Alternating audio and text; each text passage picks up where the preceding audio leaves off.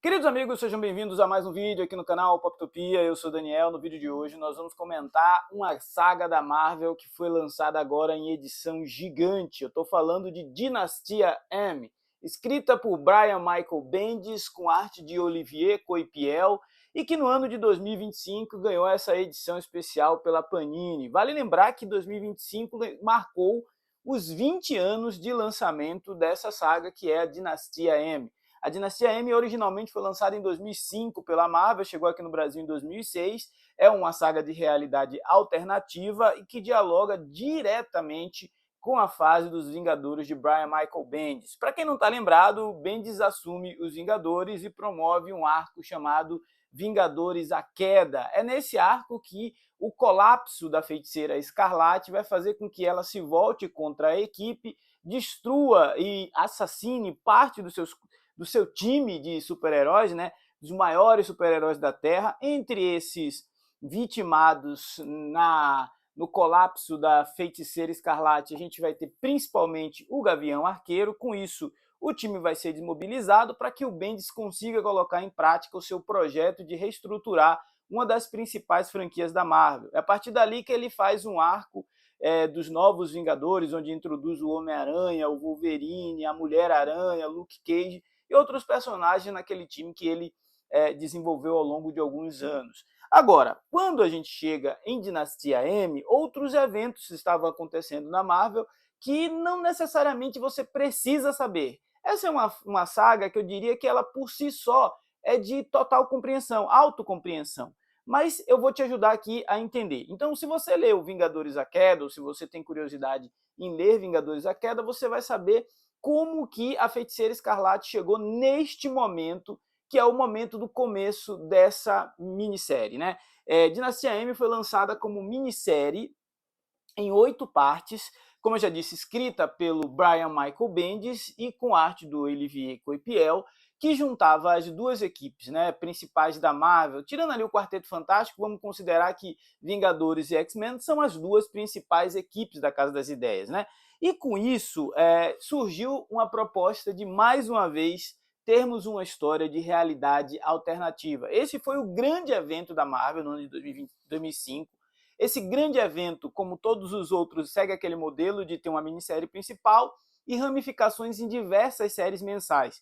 Então, se você quiser procurar depois como foram as aventuras regulares do Homem-Aranha durante a Dinastia M, você vai encontrar algumas edições mensais que foram publicadas pela Panini. Como foram as edições mensais do Wolverine durante a Dinastia M, dos X-Men e de vários outros heróis. Eu acho que teve pelo menos uma dúzia de títulos que tiveram 3 ou 4 meses se passando na realidade da Dinastia M. E essa é uma realidade que surge justamente da Feiticeira Escarlate ter atingido ali um ponto crítico no que concerne o fato dela perder o controle sobre seus poderes, né? Então eu vou falar um pouquinho mais a respeito da saga e um pouquinho menos a respeito do formato gigante, né? Esse formato gigante, vou colocar algumas imagens aí durante a edição do vídeo, é um formato que valoriza muito a arte do Olivier Coipel, é um formato que se aproxima muito daquilo que é o formato Absolute, que sai pelos quadrinhos da DC Comics, vem com uma caixa protetora, uma luva protetora, né, para dar um charme todo especial para a edição. Mas se você, por um exemplo, tiver a Dinastia M no formato Marvel Deluxe, ou na minissérie, ou na Salvat, ou na edição Marvel Essenciais, você vai ter essa história, né? Não existe uma necessidade de fazer upgrade, a não ser que você realmente queira ter a arte do Olivier Coipel em tamanho, em formato maior, para apreciar com mais detalhes. Fora isso, todo o conteúdo que tem aqui é o mesmo conteúdo que saiu na edição Marvel Deluxe Dinastia M, e é semelhante ao conteúdo que saiu em Marvel Essenciais. Isto posto, vamos falar então um pouquinho da história, né, do contexto do que acontece aqui em Dinastia M e como ela é importante para a sucessão de eventos que viriam a acontecer, aí não em Vingadores, mas sim na linha dos X-Men. Antes do começo da Dinastia M, aconteceu um arco na história dos X-Men onde o Professor Xavier foi desmascarado como uma personalidade abusiva, né? E por que isso é importante aqui? Porque é o fato do Professor Xavier ter de certa forma, rompido os laços com seus alunos X-Men, lá em Surpreendentes X-Men, no arco onde eles descobrem que a sala de perigo, na verdade, era uma inteligência artificial que o Xavier mantinha aprisionada ali para treinar os mutantes. Eles vão ter um desentendimento. Xavier fica sozinho na ilha de Genosha, junto com o Magneto, e é nesse local onde começa a saga Dinastia M. O professor Xavier, então, vai se juntar ao Magneto com o intuito de fazer uma terapia e fazer com que a Wanda, de alguma forma, recupere seus poderes. A gente percebe que vai dar muito errado, o Xavier não vai conseguir mais trazer a Wanda de volta à realidade de um jeito definitivo, e ele vai simplesmente convocar, né, os maiores heróis da Terra e os X-Men para, de alguma maneira, eles encontrarem uma forma de lidar com os poderes de alguém que é capaz de manipular a realidade, de alterar a realidade e que está completamente fora de controle. A ameaça da Feiticeira Escarlate é tratada no primeiro momento de uma forma muito extrema.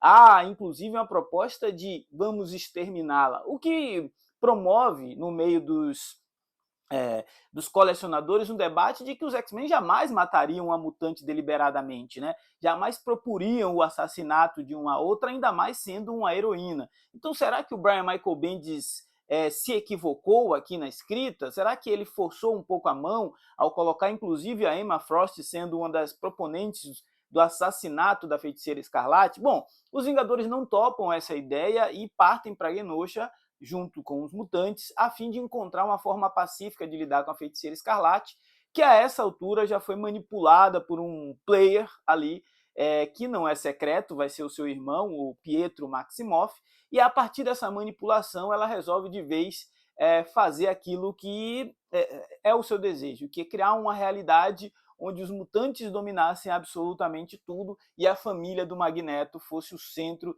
desse universo, né? O centro dessa realidade, e é por isso que essa saga se chama a Dinastia M. A gente vai ver, então, o Magneto regente de todo o planeta Terra e os heróis tentando, de alguma maneira, reverter esse quadro. Por quê? Porque a história começa nessa nova realidade a partir do Peter Parker, né? A partir do Homem-Aranha acordando e olhando para o lado e descobrindo que ele já não está mais casado com a Mary Jane e que a vida dele está completamente diferente. Mas o Peter, bem como os outros todos os heróis, não vão logo de cara se dar conta de que eles estão numa realidade alternativa. Não é a primeira vez que a Marvel usa essa cartada da realidade alternativa, e eu não vou ficar resumindo aqui tudo o que aconteceu para não estragar o seu prazer da leitura. Se você ainda não leu Dinastia M, acredite, o que eu falei até agora aqui foram as 8, 10, 20 primeiras páginas no máximo. Acontece que o Wolverine é o único personagem que lembra do mundo antes da Dinastia M, antes da manipulação da Feiticeira Escarlate, e ele vai ser o pivô da tentativa de restauração da normalidade. Não sozinho, aliado de outros inúmeros personagens, e à medida que esses personagens vão sendo despertados, eles encontram uma maneira, né, de despertar a memória de quem havia esquecido do mundo normal, e eles começam a trazer novos aliados para essa disputa. Pessoas como o Doutor Estranho, pessoas como o Luke Cage, pessoas como o Gavião Arqueiro e vários outros. O ponto aqui é que, mais uma vez, a Marvel usa a realidade alternativa para fazer uma grande fanfic. Né? O que aconteceria se o Magneto dominasse o mundo e regesse e desse aos mutantes a supremacia social? É isso que a gente vê aqui. Os mutantes são tendências, os mutantes são a moda, só que sem a sofisticação do Grant Morrison, fica tudo muito superficial. Não há uma justificativa aqui de como o Magneto ascendeu ao poder. Se foi simplesmente por uso da força, se foi por uso político, se foi economicamente. Isso é muito melhor desenvolvido na Ilha de Krakoa, com o Jonathan Hickman escrevendo os mutantes como uma força política, filosófica, enfim. Então, aqui a gente tem uma minissérie muito mais focada na apresentação de uma realidade alternativa da Marvel, onde o Victor Voodoo, o Namor, o T'Challa são aliados do Magneto em uma espécie de corte global de grandes superpotências, enquanto os humanos são uma subespécie ali que são marginalizadas, né? É justamente essa condição de supremacia e humilhação que os humanos passam que vai ser o gatilho para o início de uma resistência liderada ali por alguns personagens que a gente conhece e que nessa realidade ainda não teriam superpoderes. É o caso de Luke Cage, Sam Wilson, Misty Knight, Punho de Ferro, vários deles sem poderes, mas com o intuito heróico de subverter essa ordem que era viver sob o jugo de Magneto e dos mutantes e da sua família. Mas então, a resolução dessa saga vai ser uma resolução até certo ponto simplória, eu diria. Tudo se resume a um mundo sem o professor Xavier. A gente já viu isso lá em A Era do Apocalipse. Um mundo sem um professor Xavier significa um mundo sem X-Men e significa um mundo onde ninguém resistiu às tentativas de um mutante maligno em conquistar o planeta Terra. Só que dessa vez tem os Vingadores envolvidos. Por quê? Porque a Feiticeira Escarlate ela tem muito mais história como uma membro dos Vingadores do que como uma mutante dos X-Men. Então, o Bendis ele puxa muito esse lado dos Vingadores, ele coloca a participação do Gavião Arqueiro, ele coloca a participação de outros Vingadores como fundamental para a dissolução da trama. Então, isso agrada muito mais a um leitor de Vingadores do que a um leitor de X-Men.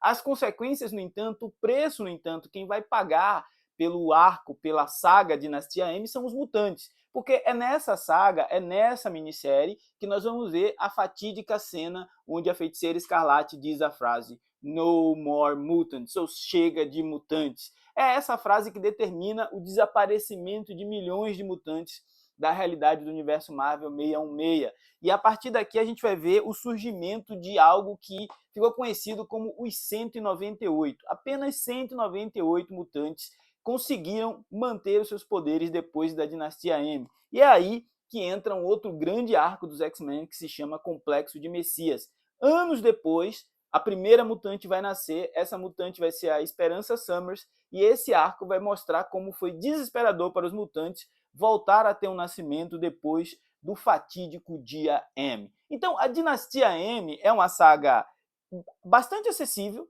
uma saga que dá para você ler sem essa necessidade de saber tudo isso que eu falei anteriormente ou posteriormente ao que acontece na saga, mas também é uma saga que acontece no entremeios de fases, seja dos Vingadores, seja dos X-Men. Se você é um completista e quer ter tudo, essa edição especial aqui de 20 anos, intitulada de Marvel Gigante, é uma edição realmente bem diferente, é uma edição que você vai conseguir apreciar melhor todo o talento do Olivier Coipel na composição de páginas dinâmicas, na composição de cenários grandiosos. Tem algumas cenas no aeroporto-aviões, né, da SHIELD dessa dimensão, que é muito bacana. Tem algumas cenas de batalha contra sentinelas, que são muito interessantes. Então, as splash pages do Olivier Coipel são muito mais valorizadas no tamanho grandão do que na edição regular que saiu aqui em diversas outras publicações.